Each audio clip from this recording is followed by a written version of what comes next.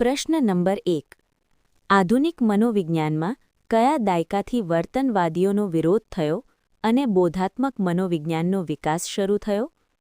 સાચો જવાબ છે સી 1950. 2. બોધન એટલે કે કોગ્નિશનનો અર્થ શું થાય છે?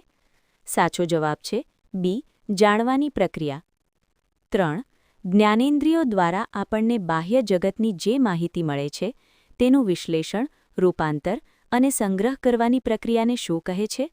સાચો જવાબ છે એ માહિતી પ્રક્રિયાકરણ એટલે કે ઇન્ફોર્મેશન પ્રોસેસિંગ.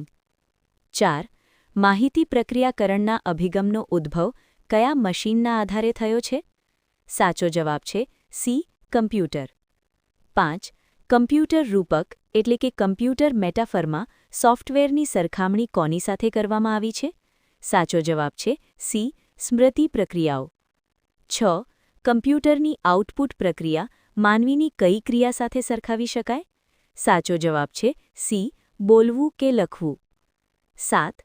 કયા વૈજ્ઞાનિકે 1940ના દાયકાના અંતમાં કમ્પ્યુટરની રચનાનું મોડેલ આપ્યું જેનાથી બોધાત્મક મનોવિજ્ઞાનને વેગ મળ્યો? સાચો જવાબ છે એ જ્હોન વોન ન્યુમેન. 8. વિચારણા એક પ્રતિકાત્મક સ્વરૂપની વિચારાત્મક પ્રક્રિયા છે જેનો પ્રારંભ વ્યક્તિની સામે ઉપસ્થિત કોઈ સમસ્યાથી થાય છે. આ વ્યાખ્યા કોણે આપી છે? સાચો જવાબ છે એ વોરેન. 9. વિચારણાની પ્રક્રિયા મોટાભાગે કેવી હોય છે? સાચો જવાબ છે બી સંગઠિત અને લક્ષ્ય નિર્દેશિત. 10. અમુક નિયમો અનુસાર લક્ષણોનું પરસ્પર મિલન કે ગોઠવણ એટલે સંકલ્પના. આ વ્યાખ્યા કોની છે? સાચો જવાબ છે સી હુલ્સ, ઇગેટ અને ડીજ. 11. જ્યારે લાલ રંગની સામે લીલો રંગ રજૂ કરી બંનેનો ભેદ સમજાવવામાં આવે ત્યારે સંકલ્પનાનો કયો નિયમ કામ કરે છે? સાચો જવાબ છે એ વિષમતા એટલે કે કોન્ટ્રાસ્ટ. 12. સંકલ્પના એટલે કે પ્રત્યયનો ઉપયોગ કરવાથી માનસિક પ્રક્રિયામાં કયો ફાયદો થાય છે? સાચો જવાબ છે સી સ્મૃતિમાં કરકસર થાય છે અને ઝડપી યાદ રહે છે. 13. રેબરના મતાનુસાર તર્કક્રિયા એ કેવા પ્રકારની વિચારણા છે? સાચો જવાબ છે બી ક્રમબદ્ધ અને સુસંગત. 14.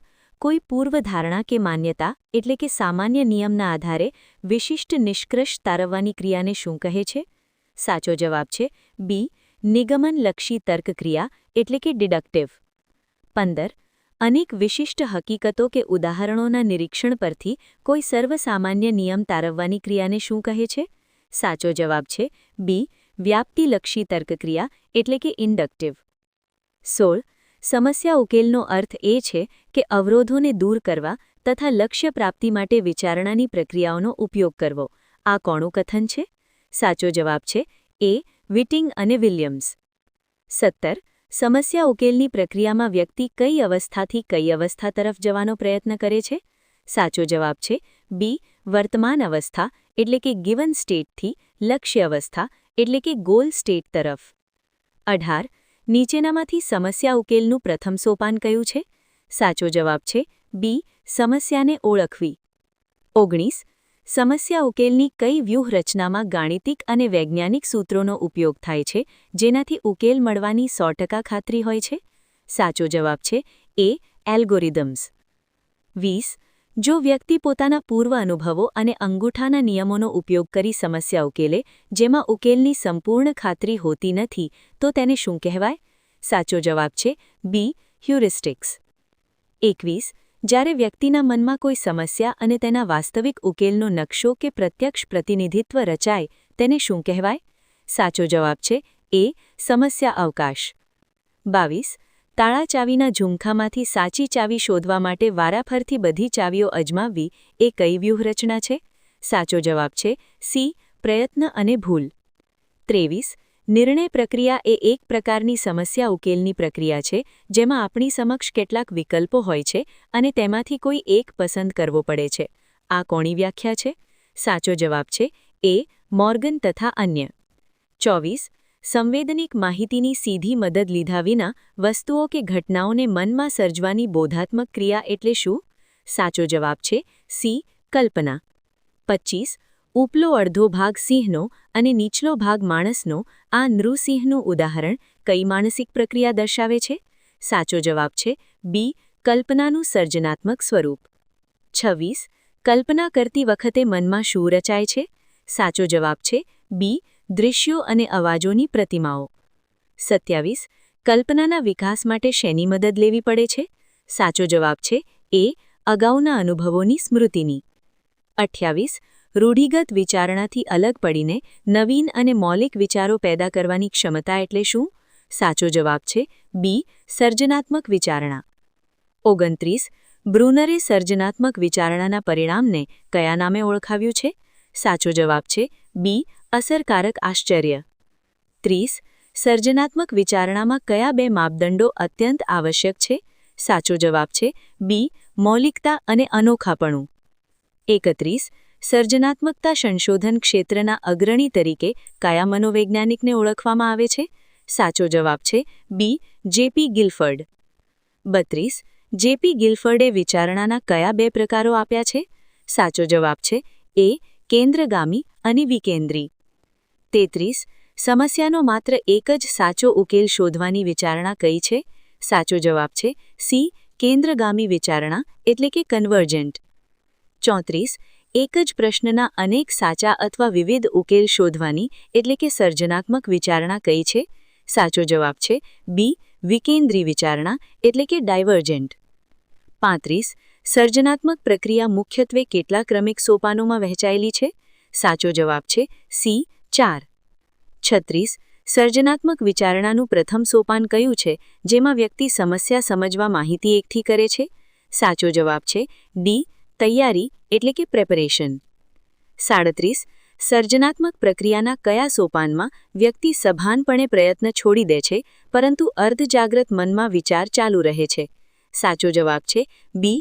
7 એટલે કે ઇન્ક્યુબેશન. 38. જ્યારે વ્યક્તિને અચાનક આહા અનુભવ થાય અને ઉકેલ મળી જાય ત્યારે તે કયા સોપાનમાં હોય છે? સાચો જવાબ છે સી. વિચારનો ઝબકાર. 39. સર્જનાત્મક વિચાર કે યોજનાની અગત્ય અને યોગ્યતા ચકાસવા માટે કયું સોપાન છે? સાચો જવાબ છે બી. મૂલ્યાંકન. 40. વિચાર સર્જન એટલે કે બ્રેઇનસ્ટોર્મિંગની ટેકનિક કોણે આપી છે? સાચો જવાબ છે બી. ઓસબોર્ન. 41.